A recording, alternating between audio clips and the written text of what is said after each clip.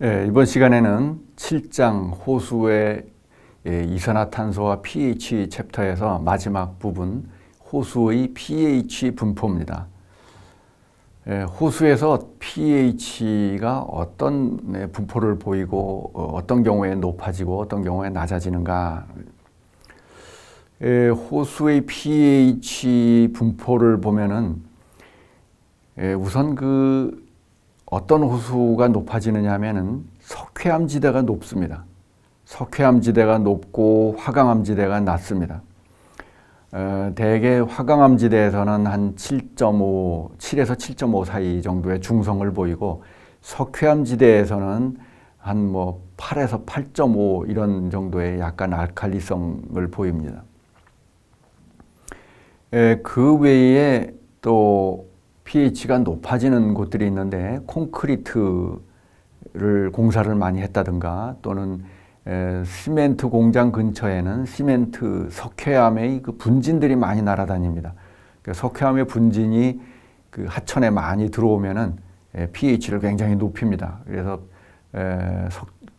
시멘트 공장 근처에선 알칼리성의 피해가 나타나는 경우들이 종종 있다는 거죠.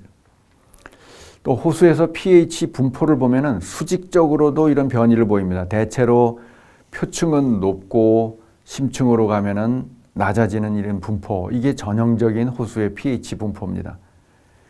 pH가 표면에서 높은 이유는 광합성 때문에 그런 것이고 심층에서 높은 이유는 이 세디멘트에서 CO2가 많이 발생하기 때문에 CO2 농도가 높아서 낮아지는 거죠. 우리나라 호수에서 그 pH가 높아지는 가장 큰 흔한 이유는 부영양화입니다. 부영양호가 되면은 광합성을 식물 플랑크톤이 광합성을 많이 하고 CO2가 감소합니다. 식물 플랑크톤이 그 CO2를 많이 소비하고 나면은 지난 첫 시간에 공부한 바와 같이 전체적으로 CO2 양이 줄어들고 CO2가 탄산을 적게 만들고 탄산이 적어지면은 거기서 해리돼서 나오는 수소이온도 적어지는 거죠. 그래서 전체적으로 수소이온이 적어지고 pH가 상승하게 됩니다. 광합성을 많이 하면 pH 9 넘어가는 일도 종종 나옵니다. 그래서 성층기에 보면은 표수층에서는 높고 심수층에서는 CO2가 증가해서 낮아지는 그런 경향을 보입니다. 자, 호수의 CO2는 물속에 있는 플랑크톤이나 또는 밖에서 들어온 낙엽 이런 것들이 호수 바닥에 가라앉아서 분해되면서 CO2가 발생합니다. 그러니까 표층에서는 광합성을 하면서 CO2를 다 흡수해서 없애버리죠. 그 다음에 이게 가라앉아서 세디멘트에서 분해될 때는 CO2를 다시 내놓습니다. 그러니까 앞서 여기 pH가 표면에 높고 낮다고 했는데 CO2 농도를 보면 어떻게 되느냐면 CO2 농도는 표층에서는 낮고 심층에서는 높아집니다. 그래서 그 CO2의 농도가 심층에서 높기 때문에 심층에서는 pH가 낮아진다. 부영양호가 되면은 알칼리성이 어느 정도 나타나는가? 이것은 우리 연구실에서 조사한 호수의 이제 사례인데 왕송지라고 하는 의왕시에 있는 그 호수입니다. pH가 9, 10도 넘어갑니다. 우리나라 수질 기준은 8.5 이하로 되어 있습니다. 6.5 또는 7에서 8.5 사이, 여기가 정상적인 구간이고 8.5를 넘어가면 5등급을 넘어가는 등급 외로 판정을 합니다. 그 이유는 뭐냐면 pH가 8.5를 넘어가면은 수중 동물에게 스트레스 요인이 됩니다. 그래서 민감한 생물은 스트레스를 받아서 스트레스가 쌓이면은 점차 이제 그 생물은 소멸되는 거죠. 그래서 민감한 생물은 점점 없어지고 내성이 강한 생물만 남게 하는 그런 요인이 됩니다. 보면은 표면에서는 초과되고 심층에서는 중성을 보이는 거죠. pH 8.5가 기준인 것은 우리나라나 일본이나 같습니다. 이렇게 해서 그 부영양호가 되면 알칼리성이 많이 나타나는데 어느 정도나 되는가? 이것은 농어촌공사에서 관리하는 저수지의 수질 데이터를 pH에 따라서 누적 분포를 본 겁니다. 누적 분포로 그려보니까 8.5를 초과하는 그 호수가 한 15% 정도 되는 겁니다. 15% 정도가 그 수질 기준 8.5를 초과해서 그러니까 일종의 그 등외 판정이 된다고 볼 수가 있는 거죠. 그래서 그 우리나라에서는 산성호수라면은 한 5.5 이하, 6 이하를 말하는데 이 5.5 이하인 호수가 없습니다. 6 이하도 거의 없어요. 6.5도 이거는 습지 같은 데서 조금 나타나는 정도고, 그래서 우리나라에서는 산성화되는 호수는 없는데 수질 기준 6.5를 아래에 있는 호수는 거의 없는데 8.5를 초과하는 알칼리성 호수는 매우 많은 그런 상태다 하는 거죠. 산성화가 생물에 그 피해를 많이 준 사례는 우리나라에는 없다고 얘기했습니다만 그 외국에는 사례들이 많이 있습니다.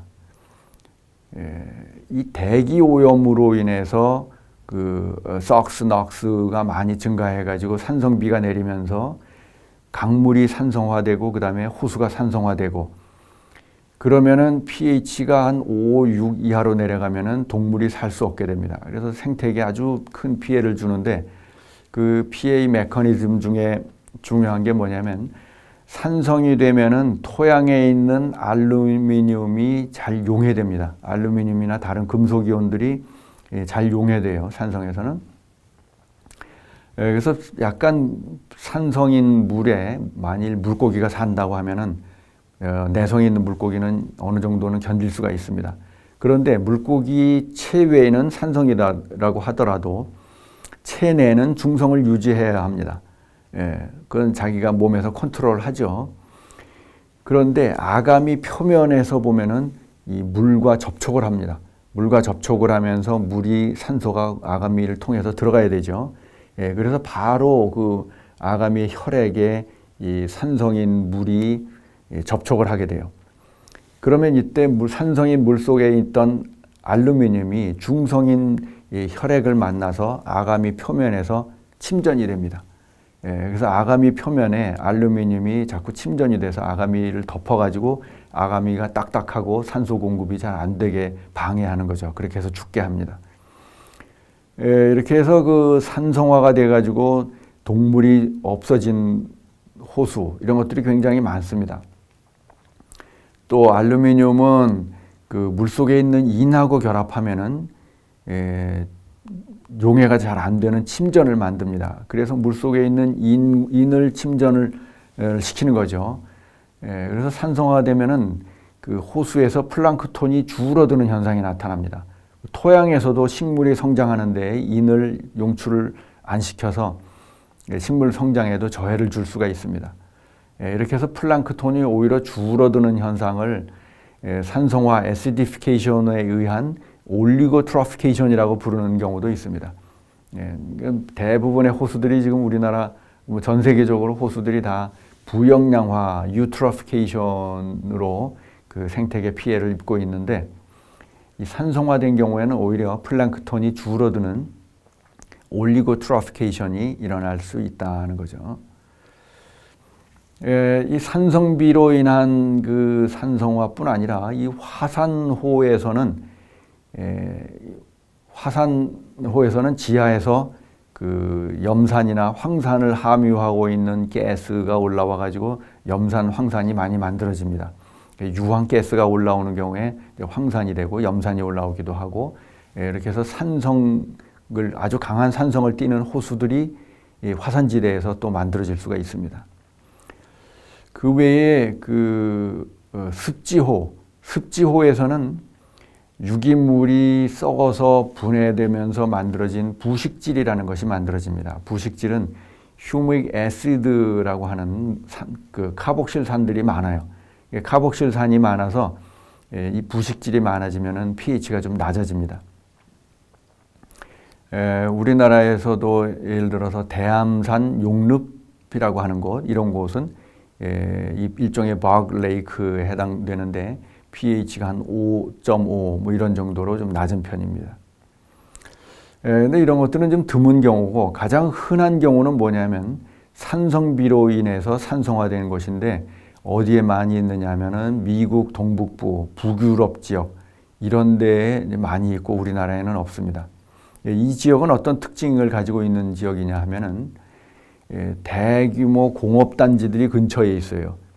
그러니까 공업단지들이 근처에 있어서 거기서 산성비가 많이 만들어지는 거죠. 대기오염이 많이 생겨가지고 산성비가 계속해서 오랫동안 내렸다. 그러니까 20세기 공업 발달한 인근 지역인 것이고, 또 산을 완충하는 알칼리니티가 낮은 곳입니다. 그러니까 암석의 종류가 아주 강한 화강암 종류예요. 용해가 잘 안 되고 그 완충 능력이 없는 화강암 지대이어서 산성비가 내렸을 때 그것을 그 완충을 못하는 지역, 이런 곳에서 호수가 산성화되는 현상이 나타납니다. 그래서 그 acidification이라고 해서 그 산성화로 죽음의 호수가 된 동물이 없어지는 호수들이 굉장히 꽤 많이 있습니다. 그래서 이런 경우에 여기에서 이걸 중화하기 위해서 석회암을 호수에다가 집어넣는 경우도 있고, 또 뭐 그냥 그대로 자연의 모습이다라고 방치하는 경우도 있고 합니다. 자, 그런데 우리나라에서는 산성화된 호수는 없는데 이 알칼리성 피해는 아주 흔히 일어납니다. 알칼리성 피해는 제일 그 흔히 일어나는 피해는 이 시멘트입니다. 시멘트를 이용해서 공사를 하는 경우에, 시멘트는 석회암을 성분으로 만들었습니다. 시멘트도 조금씩 칼슘이 물에 녹아 나옵니다. 오랜 세월이 지나면. 물론 시멘트에도 종류가 여러 종류가 있어요. 그래서 물에서 그 용출이 많이 되는 시멘트가 있고, 용출이 적게 되는 시멘트 종류도 있고, 그런데 이 용출이 좀 잘 되는 시멘트를 가지고 만일 공사를 하는 경우, 그런 경우에는 물이 시멘트와 접촉했을 때 칼슘이 많이 녹아 나와 가지고 pH가 굉장히 많이 상승합니다. 그래서 하천에서 토목 공사를 할 때 보면은 흙탕물이 퍼져나가지 않도록 공사기관을 이 흙으로 이렇게 막아줍니다. 물이 들어오지 않게 차단을 해서 어느 정도 가물막이를 해서 막아놓고 그 안에서 공사를 합니다. 그 안에 이제 콘크리트를 타설하고 이렇게 공사를 하는데, 그러고 나면 그 안에 갇힌 물에 있는 물고기는 다 죽어버립니다. 왜냐하면 pH가 너무 높아져서 죽는 거예요. 그래서 그 공사하느라고 가물막이를 하고 고기가 죽어서 뭐 다 끄집어내고 하는 그런 사례들이 종종 있고, 또 전에 어떤 하천에서는 양구에 있는 어느 하천에서는 그 하천에 시멘트를 사용하는 제방공사, 보호공사, 뭐 이런 보를 만드는 공사, 이런 것들을 일시에 굉장히 많이 했어요. 여러 군데를 했습니다. 그런데 가을이 되면서 유량이 굉장히 줄어들었을 때 이 공사를 했어요. 그러니까 그 하천 물이 희석이 잘 되지 않고 그 물이 시멘트와 접촉하면서 pH가 올라가 가지고 그 하천에서 몇 달에 걸쳐서 계속 물고기가 죽은 그런 사례도 있습니다. 일반적으로 pH가 8.5 이상이면은 좀 스트레스를 받기 시작하고, 9 이하면은 민감한 물고기는 죽을 수가 있습니다. 그러니까 pH가 늘 높은 곳에는 어느 정도 물고기가 또 적응을 합니다. 적응을 해서 살아가기도 하고, 또 내성이 있는 물고기만 살아남아 있죠. 그런데 정상적으로 pH 7.5 정도를 유지하던 청정하천에 갑자기 시멘트가 들어와서 pH가 9.5 이렇게 올라가면 물고기들이 막 죽습니다. 이렇게 해서 그 알칼리성 피해가 우리나라에서는 많이 생기는데, 가장 많이 일어나는 피해는 부영양화로 인해서 광합성이 많아져 가지고 CO2를 흡수해서 CO2가 감소해서 pH가 올라가는 현상, 이런 곳이 이게 제일 큰 원인이 됩니다. 특히 석회암지대에서는 부영양화대에서 이 CO2가 감소하면 pH가 더 많이 올라갑니다. 전에 남한강 지역의 어느 조그만 호수에서 보니까 이 지하수에서도 그 석회암 성분이 많이 나오고 그 다음에 부영양화돼 가지고 CO2가 줄어드니까 pH가 10을 넘어가는 그런 경우를 관찰할 수가 있었습니다. 그래서 우리나라에서는 이 알칼리성으로 인한 피해가 많이 나오고 있다. 자, 오늘은 호수에서 pH의 분포에 대해서 분포를 변화시키는 요인에 대해서 공부했습니다.